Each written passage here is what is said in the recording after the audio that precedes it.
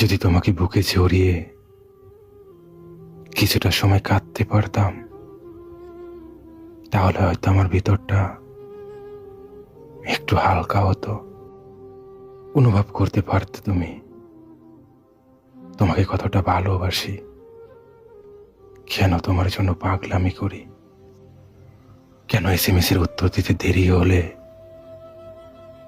এতটা রাগ দেখায়, কেন তোমার অবহেলায় নীরবে চোখ থেকে অশ্রু ঝরে, কেন তোমাকে ভালোবাসি, কেন তোমাকে এত করে চাই। কোনো উত্তর নেই আমার কাছে, শুধু আমি এটা জানি তোমাকে অনেক ভালোবাসি। তোমাকে ছাড়া কিছু ভাবতে পারি না।